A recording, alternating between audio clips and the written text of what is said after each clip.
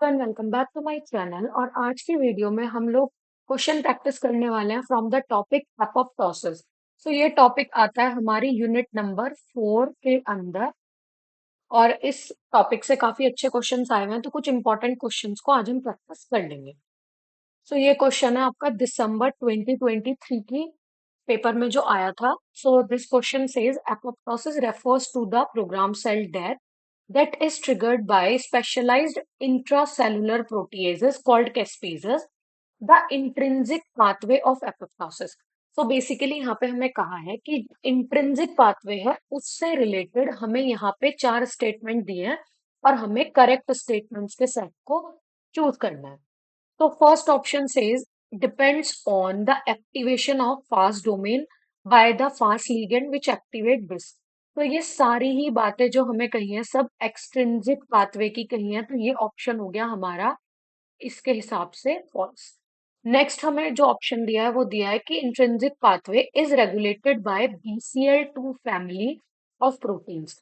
तो ये statement true है, कैसे? क्योंकि जो BCL2 होता है वो आपके जो आउटर मेम्ब्रेन को आपने परमेबिलिटी दी हुई होती है, जिसके थ्रू साइटोक्रोम सी बाहर आ रहा होता है इंट्रिंसिक पाथवे में, ये उसको इनहिबिट कर सकता है।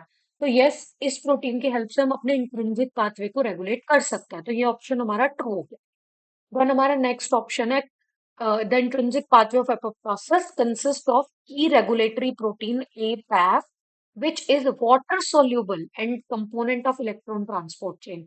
सो बेसिकली अगर ये ऑप्शन यहीं तक होता तो ये करेक्ट था। एपैफ इन्वॉल्व होता है इंट्रिंसिक पाथवे में, बट वो वाटर सॉल्यूबल नहीं है। और दूसरा, वो इलेक्ट्रॉन ट्रांसपोर्ट चेन का पार्ट तो बिल्कुल भी नहीं है, ये तो माइटोकॉन्ड्रिया के बाहर बनता है, मतलब ये साइटोप्लाज्म में पड़ा है। और इलेक्ट्रॉन ट्रांसपोर्ट चेन हमारी माइटोकॉन्ड्रिया में चल रही होती है, तो ये ऑप्शन भी हमारा एलिमिनेट हो गया। Next option says it recruits pro caspase 9, मतलब initiator caspase 9 into the apoptosome, and once activated caspase 9 cleaves and activate downstream caspases। Means ये बात कर रहा है आपके caspase 6, 7 और 3 की। तो ये स्टेटमेंट बिल्कुल ट्रू है, caspase 9 ही इंट्रिंसिक पाथवे का हमारा इनिशिएटर कैस्पेज होता है। तो हमारा ऑप्शन डी और बी सही है, तो ये हमारा दिया है इस वाले ऑप्शन में। सो हम ऑप्शन डी को ऑप्ट करेंगे। नेक्स्ट क्वेश्चन है हमारे पास 2017 का। यहाँ पे हमें कुछ प्रोटीन दिए है, उनकी लोकेशन दी है और उनका एपोप्टोसिस में रोल दिया है। सो इफेक्टर कैस्पेजेस, मतलब ये कैस्पेजेस 3, 6 और 7 की बात कर रहा है, तो ये क्या करता है? प्रमोट करता है एपोप्टोसिस को। देन एपैफ मतलब इंट्रिंसिक पाथवे की बात कर रहा है और ये भी एपोप्टोसिस को प्रमोट करता है। बैक्स भी इंट्रिंसिक पाथवे में ही होता है और एपोप्टोसिस को प्रमोट करता है। तो इन तीनों को ही अगर आप देखें तो ये तीनों प्रमोटर्स की कैटेगरी में आएंगे, इनहिबिटर हम एक के लिए भी चूज नहीं करेंगे। इस क्वेश्चन का आंसर हम सिर्फ इतने पार्ट से भी निकाल सकते हैं, केवल एक ही ऐसा ऑप्शन है जिसमें तीनों प्रमोटर्स की कैटेगरी में रखे गए हैं, तो हम डायरेक्टली यहाँ से भी आंसर निकाल सकते हैं। फिर हम इनकी पोजीशन भी देख लेते हैं। जो इफेक्टर कैस्पेजेस होते हैं वो या तो हमारे साइटोप्लाज्म में या फिर हमारे न्यूक्लियस में प्रेजेंट होता है। दूसरा जो एपैफ है वो कहाँ प्रेजेंट होगा? वो हमारे साइटोप्लाज्म में प्रेजेंट होगा। देन जो हमारा बैक्स है वो माइटोकॉन्ड्रिया और साइटोप्लाज्म दोनों में प्रेजेंट होगा। ये सब ऑप्शन नंबर डी ही सेटिस्फाई कर रहा है, तो हम इसको यहाँ पे मैच भी कर सकते हैं। ये हमारा सी में मिलेगा, ये सिर्फ साइटोप्लाज्म में और एपैफ यहाँ। देन नेक्स्ट क्वेश्चन है हमारा following are the list of some proteins which of the protein is or are not anti apoptotic. Means हमें वो प्रोटीन यहाँ पे ढूंढना है जो प्रो एपोप्टोटिक हो। तो BCL2 और BCL-XL दोनों ही एंटी एपोप्टोटिक फैमिली में आते हैं। और यहाँ पे जो एक कंफर्मेशन है हमारे पास वो बैक्स की है कि बैक्स तो प्रो एपोप्टोटिक है, तो मतलब ऑप्शन डी तो पक्का होना चाहिए। तो ऑप्शन डी या तो हमारे पास ए ऑप्शन में है या डी ऑप्शन में है। डी ऑप्शन को हमें एलिमिनेट करना पड़ेगा क्योंकि इसने बी को साथ में रखा है, तो ये यहाँ पे क्रॉस हो गया। तो इसका मतलब इसका आंसर सिर्फ डी है। और यहाँ से हमें क्वेश्चन से याद कर लेना चाहिए कि A1 भी एक एंटी एपोप्टोटिक प्रोटीन ही है। नेक्स्ट क्वेश्चन है हमारा विच of the following best describes death upon D attachment. मतलब अगर किसी सेल्स का कहीं से डी अटैचमेंट हो जाए और उसकी वजह से उनकी डेथ हो रही है, तो वहां क्या होगा? तो हमारे पास फर्स्ट ऑप्शन है नेक्रोप्टोसिस। नेक्रोप्टोसिस मोर और लेस हम कहेंगे कि थोड़ा सा रेगुलेटेड नेक्रोसिस ही है, तो ये डी अटैचमेंट से रिलेटेड नहीं है। देन आपका एक्स्ट्रा वेसेशन का मतलब होता है कि कोई चीज ब्लड वेसल्स से निकल के किसी और टिश्यू में चली जाए, उसको हम कहते हैं एक्स्ट्रावेशेशन। तो यहाँ पे डेथ का कोई रिलेशन नहीं है। मेटास्टेसिस आपने कैंसर में ऑब्जर्व किया होगा कि जब कोई सेल्स एक जगह से दूसरी जगह मूव करने लगे, बेसिकली कैंसरस सेल। तो यहाँ पे हमारा आंसर है एनकायोसिस। इसी का मतलब है कि अगर कोई सेल अपने एक्स्ट्रा सेलुलर मैट्रिक्स से डी अटैच हो जाए तो फिर उसकी डेथ हो जाएगी। नेक्स्ट क्वेश्चन हमसे पूछा है, the initiator caspase responsible for promoting death after specific activation of track. Basically इसकी फुल फॉर्म है आपकी TNF, regulated associated death domain. ये हमारा होता है एक्सट्रिंसिक पाथवे में, जो कि टीएनएफ फैक्टर से रिलेटेड एपोप्टोसिस है। तो यहाँ पे हमसे इनिशिएटर कैस्पेज की बात पूछी है। इनिशिएटर कैस्पेज अगर हम याद करें तो दो ही है, या तो कैस्पेज 8 है या तो कैस्पेज 9 है। 8 आपका एक्सट्रिंसिक पाथवे में होता है और 9 आपका इंट्रिंसिक पाथवे में होता है। क्वेश्चन में ऑप्शन कितने अच्छे दिए हैं कि 9 हमें दिया ही नहीं, तो हमें अगर ये भी ना पता चलता प्राड को देख के कि ये एक्सट्रिंसिक पाथवे की बात की है, तो भी हमारे पास यहाँ आपका एक जो इंट्रिंसिक कैस्पेज है वो सिर्फ कैस्पेज 8 ही आंसर दिया था। नेक्स्ट क्वेश्चन हमसे कहा है, apoptosis during early development is essential for proper different structures in C elegans. C elegans basically एक निमेटोड है जिसका प्रॉपर डेवलपमेंट होने के लिए हमें उसके अंदर कुछ एपोप्टोसिस करानी पड़ती है, कुछ सेल्स को किल करना पड़ता है। तो in this organism apoptosis is associated by SED9 and SED3 genes. Basically यहाँ पे जो एपोप्टोसिस है वो कह रहा है क्वेश्चन खुद कि SED3 और SED4 से रेगुलेटेड है, which in turn negatively regulated by SED9। और कह रहा है कि इसको नेगेटिवली रेगुलेट करता है SED9, मीन्स इस पे नेगेटिव इफेक्ट डालता है, एंड इवेंचुअली EGL1, और EGL1 इसको नेगेटिवली इफेक्ट करता है। तो ये सब कुछ हमें क्वेश्चन में ही दे दिया। अब लेकिन हमसे पूछा है कि नीचे आपको इन सब से रिलेटेड कुछ होमोलॉग्स दिए हैं जो मैमल्स के अंदर है, करेक्ट वन कौन सा है? तो यहाँ इन्होंने कहा सेड फॉर रिजेंबल एकाफ, ये बिल्कुल सही स्टेटमेंट है। जो और हमसे लेकिन क्वेश्चन में क्या पूछा है कि जो नॉट करेक्ट है, मतलब एक तरह से हमें फॉल्स वाला ढूंढना है, लेकिन ये तो ट्रू है, ये स्टेटमेंट तो सही है। सेड नाइन रिजेंबल करता है बीसीएल एक्सेल को। देखो सेड नाइन क्या कर रहा है, इनहिबिटर ऑफ एपोप्टोसिस है, और बीसीएल एक्सेल भी इनहिबिटर ही है, तो ये ऑप्शन भी ट्रू है, और हमें ढूंढना है नॉट करेक्ट वाला।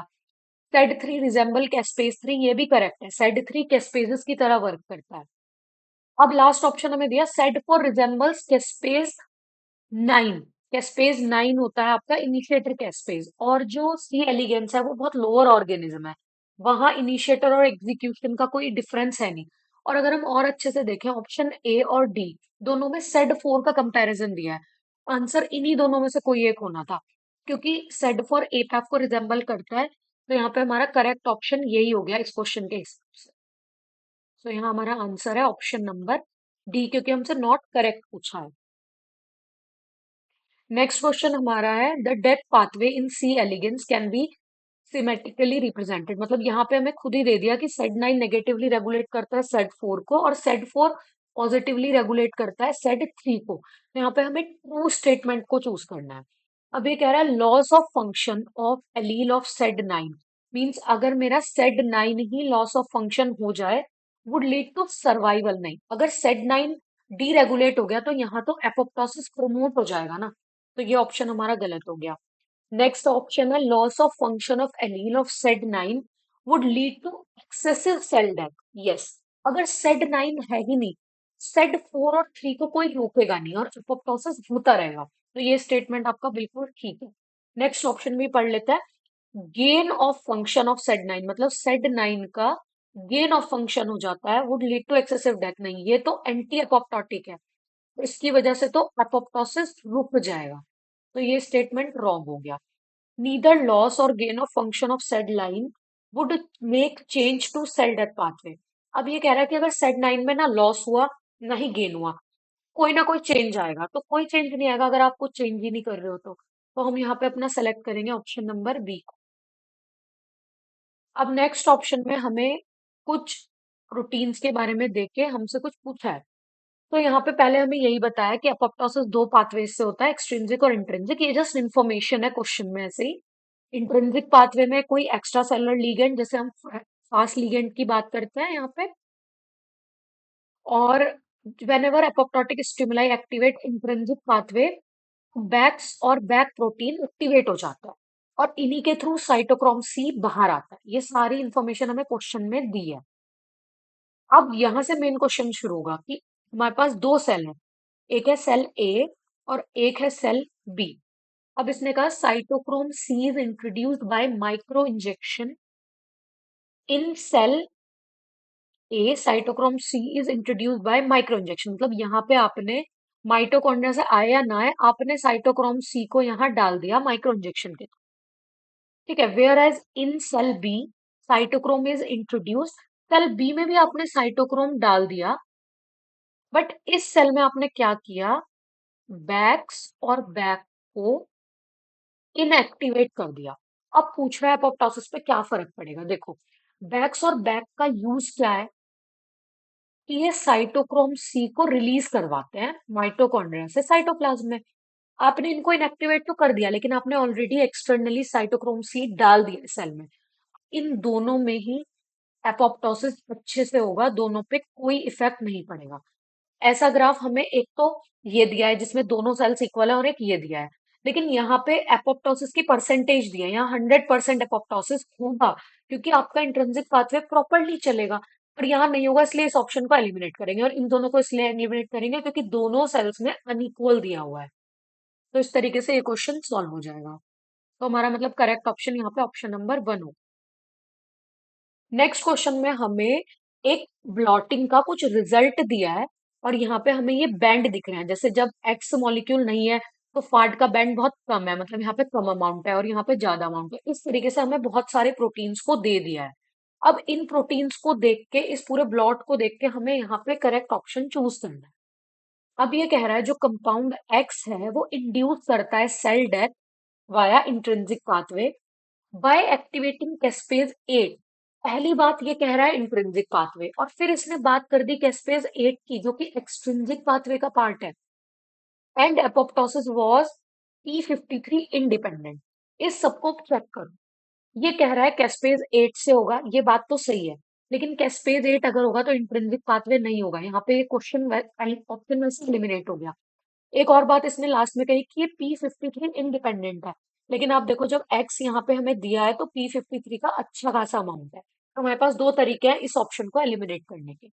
नेक्स्ट ऑप्शन हमें दिया है compound X induce cell death via extrinsic pathway. Yes, extrinsic pathway होगा क्योंकि यहाँ पे हम अगर हम ऑब्जर्व करें, फाड हमारा क्या होता है, fast associated death domain extrinsic pathway का पार्ट है। कैस्पेज 8 भी एक्सट्रिंसिक पाथवे का पार्ट है। तो ये यहाँ तक ऑप्शन सही है। एंड एपोप्टोसिस बाद P53 डिपेंडेंट, ये बात भी सही है क्योंकि P53 है। तो ये ऑप्शन मुझे अभी करेक्ट लग रहा है क्योंकि इसमें सारी बातें सही है। अगले ऑप्शंस को देख लेते हैं। अगले ऑप्शन में कहा कि एक्स इंड्यूस करेगा सेल डेथ को by reducing expression of Bax P53 dependent manner consecutively increasing the expression of caspase 9। फिर से इसने caspase 9 की बात कर दी और यहाँ caspase 9 नहीं है, इसलिए ये ऑप्शन गलत हो गया। यहाँ तक ये सही था, बैक्स का एक्सप्रेशन तो कम ही हो रहा था, लेकिन यहाँ आगे caspase 9 की बात करके इस ऑप्शन को हमें एलिमिनेट करना पड़ेगा। नेक्स्ट ऑप्शन हमारे पास है कि कंपाउंड एक्स डेथ को इंड्यूस करेगा, कैसे, इंक्रीज करके expression of pro apoptotic protein in P53 dependent manner. फिर से P53 इंडिपेंडेंट बोल दिया, जबकि यहाँ P53 का अमाउंट अच्छा खासा है। इस वजह से हम इनको एलिमिनेट करके ऑप्शन नंबर बी को सेलेक्ट कर लेंगे। So that's it for this video. ये हमने कुछ एपोप्टोसिस के प्रीवियस ईयर क्वेश्चंस जो काफी इंपॉर्टेंट थे और कुछ नए थे वो हमने डिस्कस करे। We will meet in our next video. Thank you.